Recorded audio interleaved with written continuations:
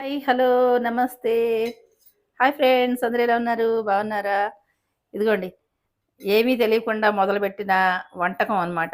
దీని గురించి అసలు నాకు ఐడియానే లేదు. ఐడియా లేకుండా 2 రకాల కలిపి చేసిన సూపర్ డూపర్ రెసిపీ అండి. అప్పటికప్పుడు నాకు ఐడియా వచ్చింది తెలుసా? ఏం చేయాలా అని ఆలోచించాను. చకచక 2 రకాల కూరగాయలున్నాయి నా ఇంట్లో. ఆ 2 రకాలతోటి ఆహ్, ఇట్లా చేసేసాననమాట. కిచెన్‌లోకి రాగానే మనకు ఐడియాలొస్తూ ఉంటాయిగా. ఆ ఐడియా ప్రకారం ఫాలో అయిపోయాను. చేసేసుకున్నాను. జర్నీలో అప్పుడు చాలా బాగా ఉపయోగపడుతుందండి. ఆహ్, జర్నీలకి ఉపయోగపడే రెసిపీ అన్నమాట. సూపర్ టేస్టీగా ఉంటుంది. అసలు ఇంగువ వాసనైతే అద్దిరిపోతుందండి. దీంట్లో ఉల్లి, వెల్లుల్లి, అల్లం లేకుండా చేసిన ఈ రెసిపీ అనమాట.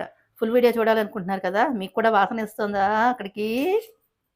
ఇంకెందుకు ఆలస్యం, మరి నేను వీడియో అప్‌లోడ్ చేస్తాను. అది చూసి మీరు కూడా ఇలాగే చేసేసుకోండి. హ్యాపీగా 24 అవర్స్, 48 అవర్స్ జర్నీల వాళ్ళకి ఇలాంటి ఒక రెసిపీ చేసుకొని తీసుకెళ్లారే అనుకోండి కూడాను. ఇడ్లీ కాదులెండి గానీ చపాతీ, పూరి, పుల్కా అలాగే దోస, రైస్‌లోకి అన్నిట్లికి సూపరో సూపర్ అనమాట. ఇడ్లీలో తినేవాళ్ళు కూడా తినేసేయొచ్చులెండి. ఇది చట్నీ కమ్ కూర అనమాట. 2 రకాలుగా ఉపయోగపడుతుంది. ఇంక ఆలస్యం చేయకుండా వీడియో అప్‌లోడ్ చేస్తాను. చూసేయండి. Bye bye.